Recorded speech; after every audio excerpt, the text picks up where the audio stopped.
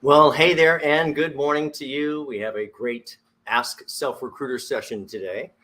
Um, job search is a little bit of a quagmire. We have so many issues that surround it, from how we present ourselves, how we talk about ourselves, what we're really qualified for or not really qualified for. So if you're not getting your job search questions answered, send them in. Just send them in to ask@selfrecruiter.com. That's ask@selfrecruiter.com. All the best ones are always included. And this series, whether you're joining me on LinkedIn Live or you're watching over on YouTube or you might be over on Facebook as well, this is the 17th episode. So there's 17 shows so far of all different questions on aspects of job search. Self-Recruiter YouTube channel probably is the easiest place to see them all together. If you haven't seen me before, John Crant, author, career coach, and speaker, resume and LinkedIn guru as well. So if your career brand is suffering because your story is just not being told the way it could be being told, most of us we live that journey. We're so emotionally close to it. We can only see the one way we've told that story in the past. And while I care deeply, I'm not emotionally attached to what I create. I can look at an entire background and really put the story together in a much more advantageous way. If you need help, check out my Self-Recruiter website. Right under the services tab, all the things are there. Well, let's get to today. Securing your interview is very, very important, but there's so many things that have to happen before that. So let's talk about 17 questions on supercharging your job search. How do we kick it into high gear so we have much more opportunity? First question, how can I make my job search more effective? Well, let's start out very broad. Yes. There are so many ways, and we're going to probably have more answers mixed into the other 16 questions. But the number one way you make your job search more effective is to first off curate and cultivate your career brand itself. That means pay the right attention to developing the story properly on the resume, on your LinkedIn profile, which to me needs to be the polar opposite of that single page resume. How do you take that and turn it into this three-dimensional sales brochure? That's just the resetting your career brand story. Important first step in making your job search more effective. The next thing is to really go after companies that would hire you today if you knew that they were actually looking for someone like you. So we'll go over a little bit of that here. The rest of it is going to be in how you decide to reach out and even how you decide to apply for the job. And all those are questions coming up, so we'll save the answers for that. Next question, how can I improve my personal career brand? Well, the first step is, I would certainly take a look at my resume renovation lecture, my building your career brand with LinkedIn and how to use it for your job search lecture. But the number one thing is to go back and reinvent your entire story. This doesn't mean to change the story in a way that's not truthful. That's never what I mean. But as I said in the first question, you're so emotionally close to everything, you can't see it with the same perspective that maybe an outsider can, that isn't emotionally attached to everything. So what I would recommend is doing what I do with my own clients. Why don't you do a, say, 90-minute deep dive interview, self-interrogation, really, cross-examination, grilling, raking yourself over the coals, looking under the bed, in the closet, under the rock. We're looking for every single piece of story that you either let slip away or fall away or dismiss. That was so long ago. That's nothing. Gather all that together is the first step to really improving your career brand, uncovering it. Now, when I do this with my clients, I end up with about 8 or 9 pages of notes. This is in addition to the many old resumes and whatever else they may have, bios and other things, because that's not the real story. That's a curated version of the story. And you and I, when I work with my clients, have to uncover the real story. So first step is uncovering the real story. Next step might be as simple as grabbing a highlighter and being very stingy. You look at those 8 or 9 pages of notes, and the only thing that gets the highlighter are the ruby, diamond, emerald, drop of perfume, nugget of gold. Ooh, that's special, that's special, that's special. Things that really rise to the level of being something that convince them that it's the very best business decision they're going to make today if they choose to hire you. Lots of other information in the other videos, as well as other questions coming up that'll answer this as well. How do I make my resume work like magic? Magic. What do I mean by magic? I mean, if you're going after any kind of a decent job, that's 1,000 to 2,000 resumes being sent in for that job. Now, before you panic, if you're right for the job, there's your good news. And I'm sorry as well, because your resume is mixed into this giant stack of 1,000, 2,000 resumes. I did not say 1,000 to 2,000 qualified individuals. That is not how it works. Out of the 1,000 to 2,000 resumes I may get for a great job, 10% of them, 5% of them may be really right. 90, 95% are not right for some reason or another. They got excited because they saw this job and thought, they must have a need for me right around that job. I'll send mine in too, so they see me. And that clogs up the entire system. So a resume working magic is when they're beginning to drone out, looking at resume after resume after resume. Suddenly they go, ooh, get them in here, get them on the phone. I have to speak with them. And they may not even know why yet. The right resume takes away the work for the reader. Unfortunately, we're in a world where no one will read anything any longer. I mean, someone can ask me a question. I'll send them back a 2-sentence short paragraph with the answer right in the middle, and they'll ask me again. That's just the nature of the world today. So what you have to do is remove all that minutia that dilutes your story, all of that sentence structure. Let's be really clear. If I'm creating a resume for a client, there is not a single sentence on the entire resume. Why would I have a sentence on a resume in a world where people do not read? You have to distill down to concept communication, and then make sure that you understand this concept of sin of omission or sin of commission. Grew up Catholic. I know all about negotiating sin. So there's no sin of omission here. I can leave out any part of the story I'd like to leave out as long as every single thing in this story is letter true. That gives you a great reframing capability. Lots more secrets in my resume renovation full video. I highly recommend it, including a lot of formatting techniques that will make it sing, and people will just go, oh, your whole career is just alive in my head. Magic. It's game changer. How do I make my LinkedIn profile a 3-dimensional sales brochure? Well, once you do the work on the resume, and that really does require, a lot of people may get the idea they'll watch my video or come to one of my lectures, they'll go home and they'll spend 2 hours and have their new resume. No, you'll have your first iteration of your new resume, but very likely it probably might take 4, 5, even 6 iterations, rounds of work on the resume to get it to the right, most effective version of the resume. Once you get to the right, most effective version of the resume that just jumps off the stack, get them in here, get them on the phone. You've got the right magic. Now we take that resume as, say, the structural backbone, the skeletal system. We take it over to LinkedIn, but now we have to take that and transform it into this full out 3-dimensional sales brochure, all about you, that naturally drives the reader to one singular conclusion. If I hire this person, work with this person on this project, very best business decision I'm going to make today. So part of what we need to do here is put the right story elements there, which we would have done the work on the resume piece. But much of your story, when you work on the resume, you realize does not fit on that single sheet of paper. So many of those delicious items, not the dull stuff, but the delicious items that didn't make the cut for the resume because there's only so much room for the ruby, diamond, emerald, drop of perfume, nugget of gold. But LinkedIn, we're not handcuffed the same way when we're looking at the real estate. We have lots more storytelling capability over here, so you can put a lot more detail over there. In other words, when I look at your LinkedIn profile, I expect much more story than is ever on the resume. In other words, drop the other shoe. Where's the rest of it? Convince me the rest of the way. LinkedIn profiles, a goal here is to close the deal in their mind and to kick your competitor sideways. Your competitor is rarely a very good storyteller in their career. If you need more help here, check out my Building Your Professional Career Brand with LinkedIn and how to use it for your job search.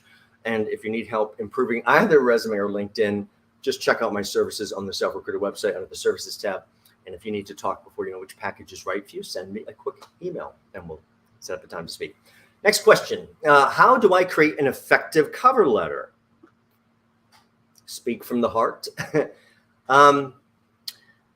An effective cover letter is more than just the mechanics of the cover letter. I have a great article on the mechanics of how a cover letter works. It's called Knock Knock, How to Write a Cover Letter That Opens Doors. This is over my Self-Recruiter website under the blog, which is the advice tab.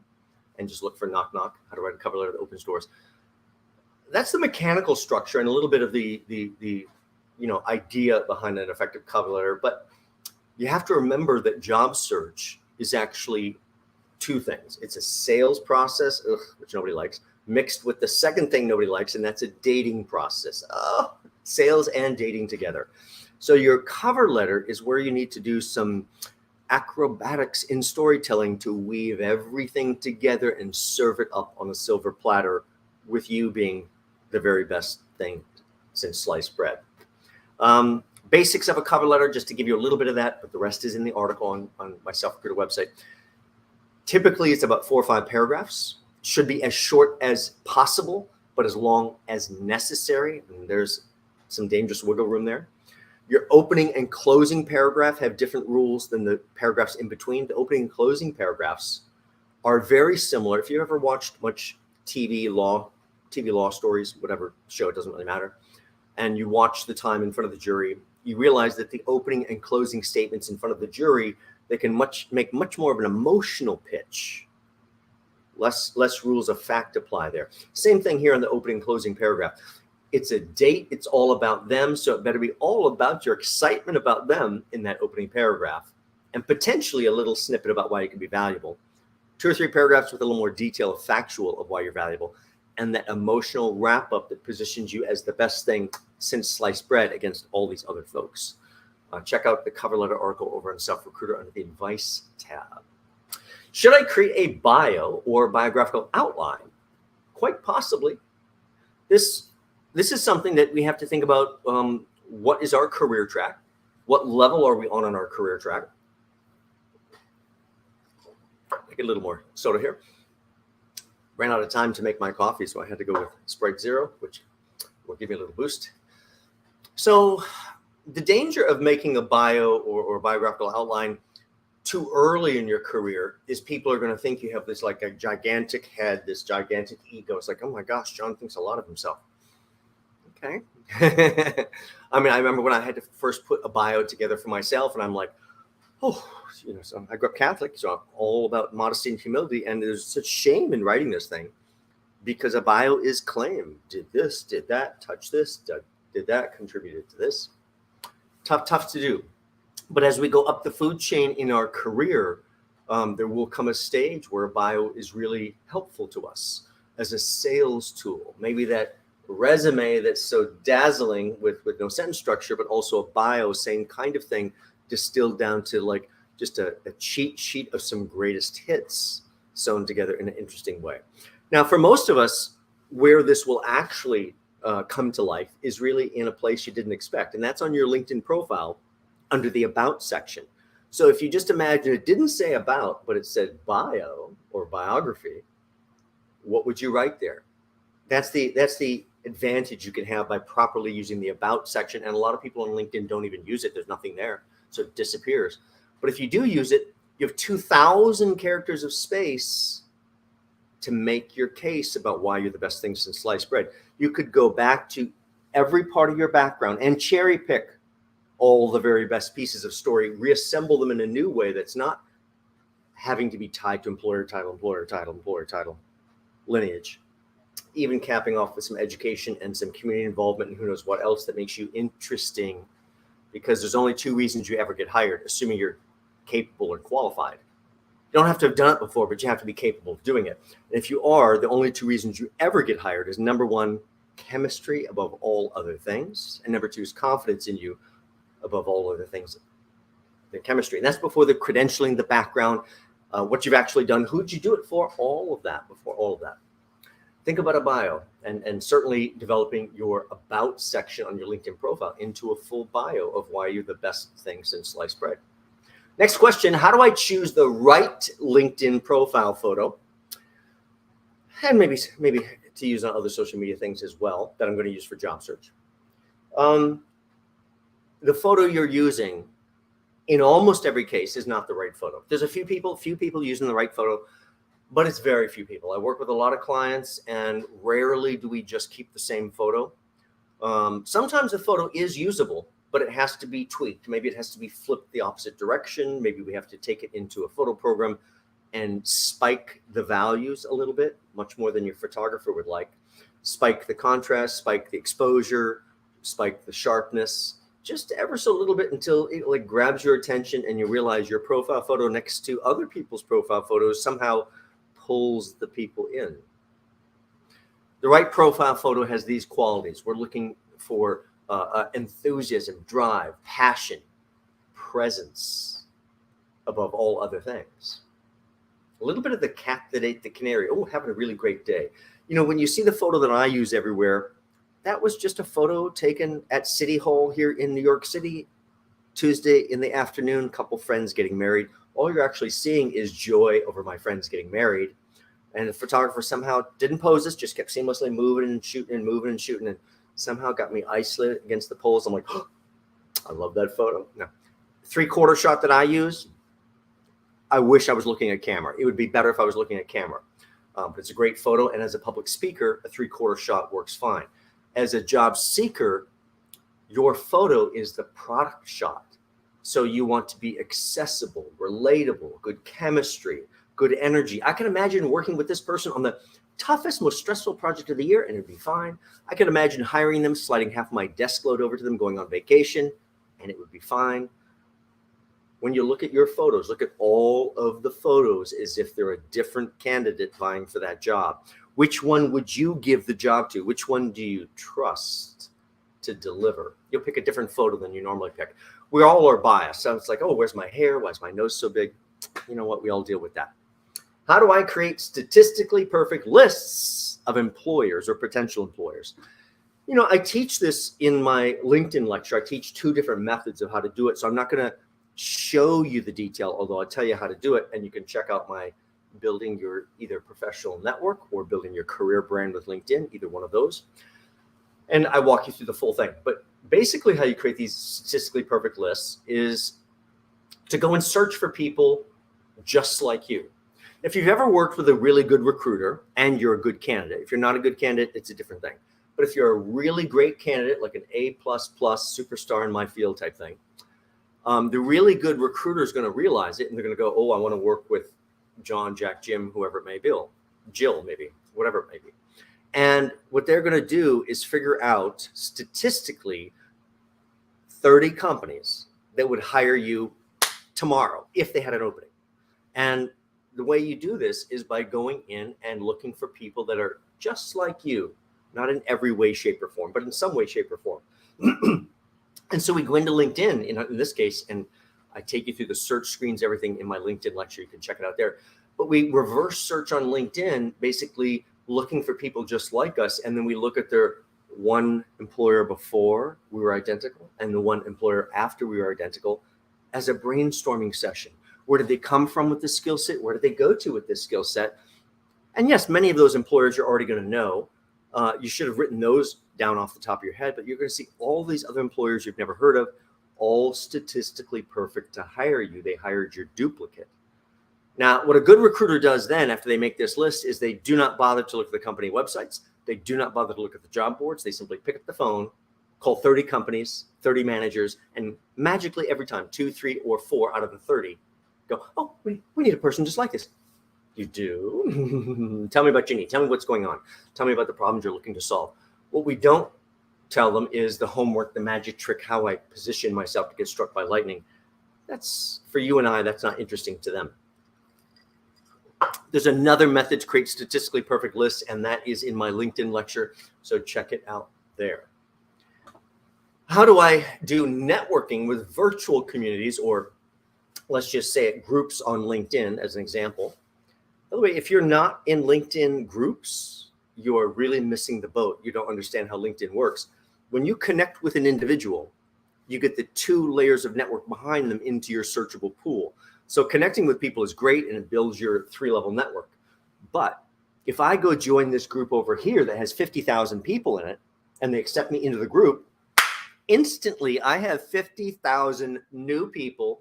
Well, there might have been a couple overlaps, but I have essentially 50,000 new people in my searchable pool. If I'm looking for a person like them, I can see them. If they're looking for a person like me, they can see me as well. So how you network is to join all of the right groups that illustrate your skill set, or maybe a certain function, or where you would like to go, or a new industry you'd like to go to, or the industry you're in. And the high level pieces, the strategy, the other things that might be involved in whatever else you do. So you join all those right groups, and then you begin to share the right content into the right groups. For content sharing, I have an entire lecture called Career Evolution. It's really my part 2 to my LinkedIn lecture. Once you build the right profile, what do you do with it? You put on a marketing campaign for yourself. So that lecture takes you through the entire process of building and managing a marketing campaign for yourself on LinkedIn, which takes just 2 minutes per day. It does require 2 hours of homework one time, but then 2 minutes a day, and you can do that marketing campaign for 6 to 8 weeks nonstop. That is basically how you begin your networking, is to join the right groups, seed the right groups with a little bit of the right content, the things imagine people are looking over your shoulder to see what you're reading, doing, sharing, attending. Fantastic. Into the right groups. And then you can begin to look for and engage the people that are in those groups that are working at the right companies that you like to work at. You created that list. Next question, how do I network more effectively with past coworkers? Most of us are not very effective with our past coworkers, or if we are, we have one or two that we continually go to kind of lean on and sing a sad story, versus really networking with past coworkers is to revive that relationship, revive that excitement, and to set up a little bit of a quid pro quo of keeping your eyes open for me, and I'm going to keep my eyes open for you. So again, even the concept of a dating process comes into networking with past coworkers. Now, most of us don't network effectively with past coworkers because we pick up the phone and go, "Oh, hey, Jack, it's John." yeah, I'm still looking for a job. And right away they're like, "Oh, I need to get off this phone. I don't have anything. I don't know how to help John." It's not that this person doesn't like me. They now feel guilty, which is my fault because I came to the conversation the way I did. I've made them feel guilty. They don't know how to help me. They don't have something. So when I call them up and I say, "Hey, it's John. How you doing?" "Yeah, I'm still looking." I need to remove that guilt. That's not really why I'm calling. They're like, "Thank goodness," because I don't have an answer for you. I just wanted to pick your brain a little bit. And so networking with your past coworkers is getting their thoughts. I know you're all in the same industry, but you all have different spheres of knowledge, and some of it overlaps and some of it does not. So you have to put them in your shoes, looking out of your eyes, and ask opinions. "Jack, what am I missing?" I mean, if you had my background, where would you be looking for opportunity? "I'd look at XYZ company." "Why didn't they say it before?" It's not their job to think of things. It's my job to cause them to think of things that they want to share with me, because they do want to help me. But right now I've got a flashlight in their eyes if I don't ask questions. So I have to have questions that lower the stress and just pick their brain, so I can, like a detective, go after information that can help me. Don't forget to offer the quid pro quo. "Jack, Jim, Jill, as I'm out there, is there anything that I should be keeping an eye open for you? If I see it, I can always circle back around." Very, very good way to tie yourself close together. Next question, how do I warm up my target audience at a company through LinkedIn? As you go to approach a company, let's go back to this concept of approaching 30 companies that are statistically perfect to hire you. You just don't know whether they have an opening. They may have an opening that they haven't even advertised because they have a pain point. So that's why you want to call every one of the 30 companies. But in the process, you want to warm up this audience. How I like to warm up the audience, and I teach this in depth in my LinkedIn lecture. Be sure to go back and check that out. I like to go into LinkedIn. I reverse search the company, and I show you all those search fields right in my LinkedIn lecture. And using my own understanding of how these companies are typically structured, combined with the titles I'm finding on LinkedIn and a few keywords, I'm really working backwards to rebuild the org chart, imagining where I'd like to work, or seeing where I'd like to work, either one, and then spiraling around up the food chain, down the food chain, left and right into a surrounding department. And you pick 25 to 30 people on LinkedIn that you simply open their profiles. And magically, I mean, there is absolute magic. Oh, there it is. There's magic right there. Simply because now that triggers a marketing event. That triggers a marketing event. There it is again, marketing event, because you show up as having looked at them. 6 people have looked at you. Who's looked at me? I don't know if you've looked at that before. You'll certainly look at it now. And once you start looking at it, it's very difficult to stop looking at it. So imagine you've now looked at 25 to 30 people that surround this job or need directly behind the firewall of the company. Some of those folks are going to go, we need a person just like that. I knew it. That's the first step in warming up the audience. The second step in warming up the audience in a company you'd like to approach, you've already opened those 25 to 30 profiles. Simply now ask every single one of them to connect with you. Let's be clear. That's a message you write one time ever, copy and paste forever more. Communicates, you don't know me, I'm professionally appropriate, gives them a little stroke to the ego, something as simple as, I like to connect with other professionals in our niche or niche, depending how we like to say that, comma, and of course, I'd love to add you to my professional network on LinkedIn. Accomplishes all those things, and we know exactly what it's like magic. Now, how do I sparkle at a networking event? Well, you could pick a sequin jacket, get under a little bit of a spotlight, and you'd certainly sparkle. But what we're really talking about here is how do I accomplish that same type of attention, but in conversation or interaction? So that's easier than you think, because we have the wrong idea when we go to a networking event. We go like, well, I have to go to this networking event tonight. I'm like, oh. And I think about what I have to do. I have to go sell myself. Okay, a little bit, yes, a little bit. But nobody wants to hear you sell yourself. What you actually need to do at a networking event, if you'd like to sparkle, is simply be the most interested person in the room. Oh, now, Jack, what brought you here today? What are you looking for? Oh, that's so interesting. Now, how'd you get into that? Oh, how do you like that? Now, out of curiosity, where'd you work before there? Oh, what was it like over there? Do you realize how much information I just uncovered just from a little bit of conversation? And the whole time, this person's telling me their story, building up their own ego, feeling good about themselves. And I do this with all the people around me. Therefore, I don't have to say anything right now. I can simply listen and be a little bit of the social butterfly that asks the 4, 5, 6 innocuous questions to get people talking. Oh, do you know Jill? Jill didn't meet Jack. Yeah. Now, Jill, what are you here today for? Oh, now that is interesting. Now, what did you? Tell me about your background. How did that happen for you? Lots of questions you can ask here to learn. Eventually, they're all going to run out of oxygen, and they're going to go, well, what about you, John? I'm like, well, since you're asking, do you want to tell your story before anybody's listening? They're all giving you a happy face, but they're thinking like, I can't wait to tell you this. I can't wait to tell you that. I'm not even listening to you. So let them all tell their story first.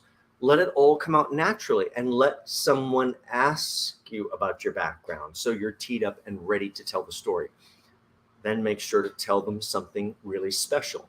Have your background encapsulated in a way, well, it's the elevator pitch, essentially. I call it the best 25 seconds of your life, because this 60 to 90 seconds thing is ridiculous. No one's waiting that long. They're going to tune out. It could be as simple as when they say, no, what is it that you do? You know, what I do is so interesting. I'm unemployed, actually. Now, what I do is so interesting. You know what architects are good at? Architecture. You know what they're not very good at? Running the back end of their business. In fact, that's what I do. In fact, I've run the back end of several architectural firms now. In fact, I'm looking for a new opportunity right now. Very close to the 25, 30 seconds. And yet, I told you nothing in reality of what I really do, but that broad stroke of running the back end of the business for an architectural firm frames all the information you really need to know. I don't have to go down into the detail at this stage. So have your elevator pitch ready. That's the best 25 seconds of your life.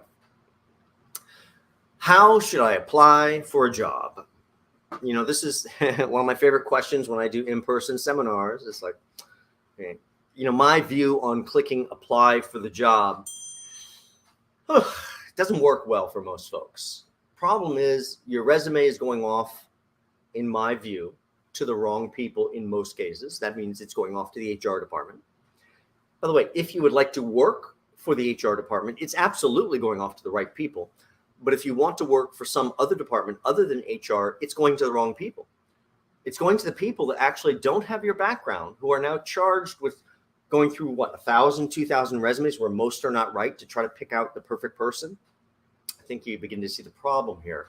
And that's often why we don't get those callbacks. So as I say to my own clients, if I hear that you're applying for a job, I am not going to be happy.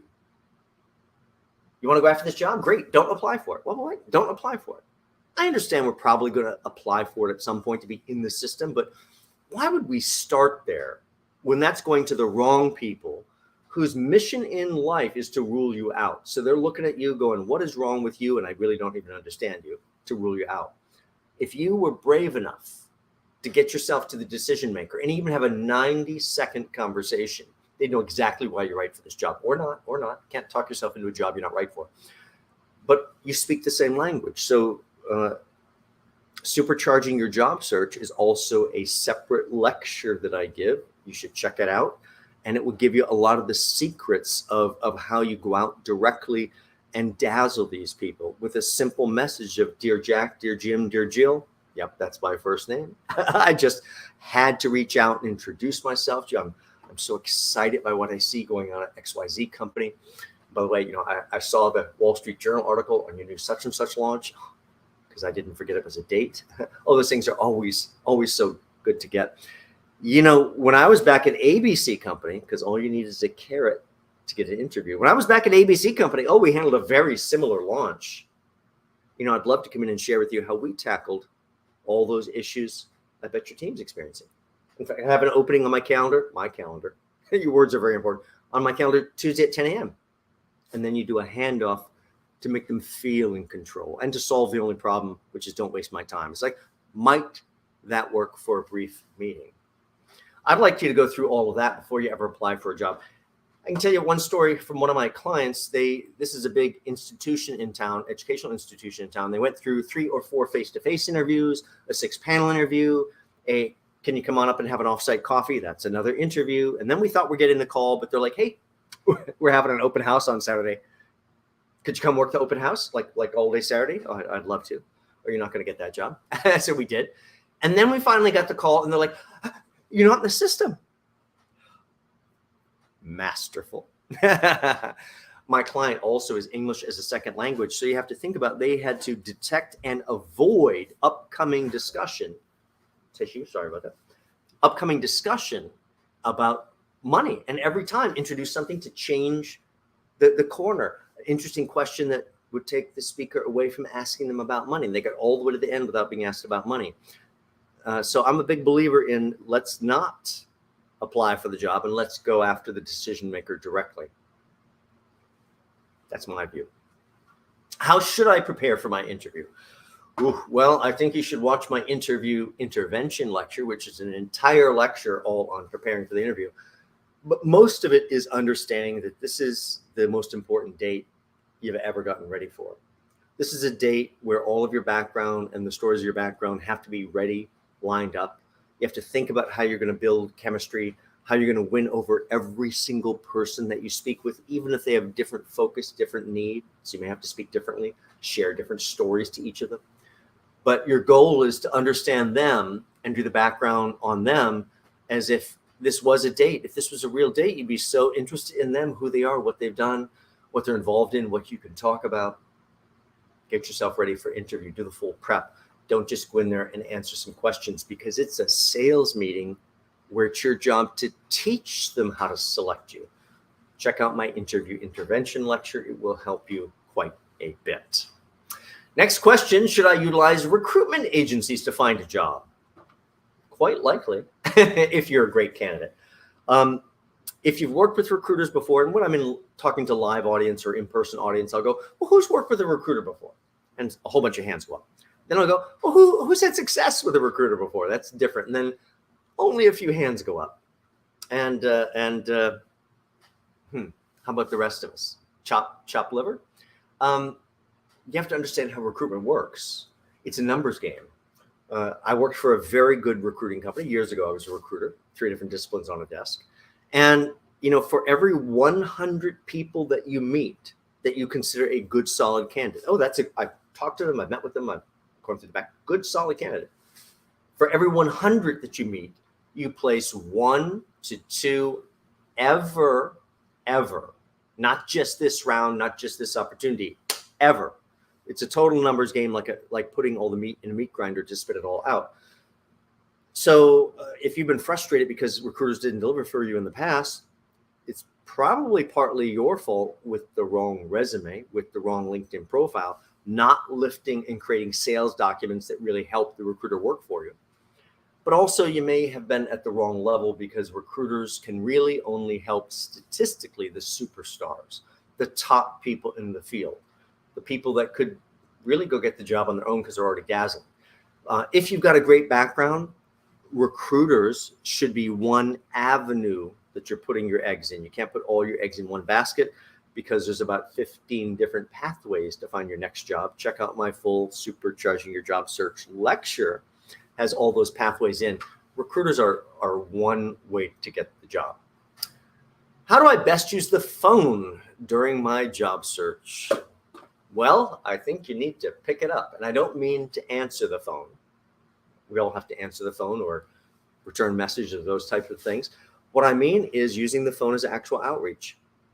Back when I was a recruiter on a desk, I also was the national trainer for 3.5 years over 100 office recruiting system, and ended up being VP over the whole thing before moving out to do what I do now, working with clients and talking with New York Public Library, Department of Labor, Goldman Sachs 10,000 Small Business Program, Harvard Business School Club of New York City, a bunch of other places. So I wrote this article. We had an internal newsletter, and decided it was time to write an article on effective use of technology in recruiting. That was my title. And being the most technical person at HQ at that point, people were like, oh, I can't wait to read this article. I can't wait to read it. And you know what it is? It's the telephone. It is sitting on your desk. It is not some database. It's not email. It's not text. It's not all these other ways, which are all avenues that can produce something.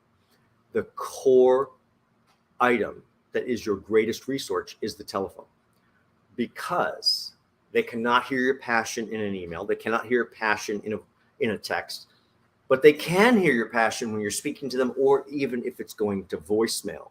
So check out my Supercharging Your Job Search lecture. I take you through the script. The whole script piece is in there.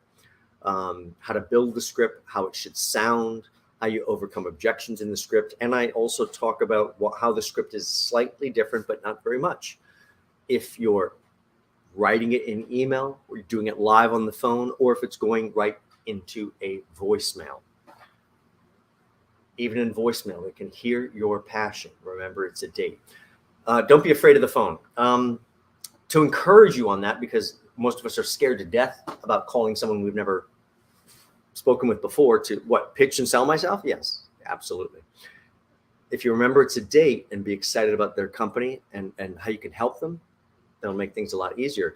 But it's really this ability to pick up the phone and outreach to others. Now, if it's too scary for you, do you realize you could call after hours and very, very likely get their voicemail, which would still allow you to get that passionate message in the voicemail? Hey, good evening, Jack. It's John Crant. I just had to reach out and introduce myself to you. I'm so excited by what I see going on at XYZ company. By the way, I saw that Wall Street Journal article on your new such and such launch. Those things are always so good to get. Try speaking to them like a real human being, like a dear old friend. It's very captivating. And then go in for the jugular with your value. Back when I was with the ABC company, I handled a very similar launch. I'd love to set up a time to come in and meet with you where I could share how we tackled all those issues I bet your team's experiencing. I'm not sure if it's right for your schedule. I have an opening on my calendar Tuesday at 10 a.m. Of course, you can let me know what's best, but looking forward to a fantastic discussion. Hang up the phone. Telephone. Telephone goes a long way in securing your new opportunity. Should I use Twitter? And I don't mean the 153 tweets over the weekend type thing. As I would talk to in-person audiences, this one would always throw people. I'm like, who's on Twitter? Who's not on Twitter? If you'd like to become employed again, you need to be on Twitter, in my view. And I don't mean endlessly chatting. What I'm talking about is opening up a Twitter account if you're not there. By the way, if you're using Twitter for chatter, that is not the account to use. Delete that account or something else. but open up a Twitter account, attach it to your LinkedIn, and then every time you do come up with this sharing process, that's the Career Evolution Lecture, don't forget, and you send out these shares as simple as wake up in the morning, grab your first cup of coffee or Sprite, copy, paste, share, second cup of Sprite or coffee, copy, paste, share, time for lunch, copy, paste, share, mid-afternoon coffee or Sprite Hound, copy, paste, share, end of day, copy. 4, 5, 6 times a day in all of 2 minutes if I do the 2 hours of homework. Suddenly, if you let that with one toggle, even on the free version of LinkedIn, you can let that seamlessly flow out to Twitter, where everything that you're doing, commenting on, attending, that's all about your field and all that's in that lecture, suddenly can be found. It's searchable. I can go to Twitter. You give me any position, any industry, any level, give me a few minutes to think about it, and I can come up with 4, 5, or 6 words to go search on Twitter to find the best of the best, not the capable. It's like cat hair in our mouth. You got to get rid of that. Not the capable dime a dozen. I'm looking for the best of the best of the best. 4, 5, 6 words if you think about it. A lot more on that in my LinkedIn lecture and the Career Evolution lecture. I hope you check that one out. That brings us to the end of today's questions. We had a few extra questions today. 17 questions on supercharging your job search. And remember, if you're not getting your job search questions answered, send them in. Send them in to ask@selfrecruiter.com. That's ask@selfrecruiter.com. All the best ones are always included. And if your career brand is suffering, your story really is suffering across your resume, across your LinkedIn profile, if that's cutting you out of opportunities that you should be getting, not getting those interviews, or getting the interview and just not getting the offer, we should talk and I can help. Check out my services over on my services tab on my Self-Recruiter website. And if you need to talk before you know which package is right for you, send me a quick email. We'll set up a time to chat. Remember, small changes change perspective, perception, everything for our future. It's part of how we take back control of the discussion about who we are. Wherever you are in your process, take your first step and understand we're trying to get this rusty old lawnmower moving. So we're trying to get this engine running. We have to repeat, repeat, repeat, repeat. It's simply not a one-off. Thank you guys for tuning in today. Really appreciate it. And wherever you're watching today, don't forget to like, comment, share, all your friends. Really appreciate it. And we'll talk to you soon. Take care.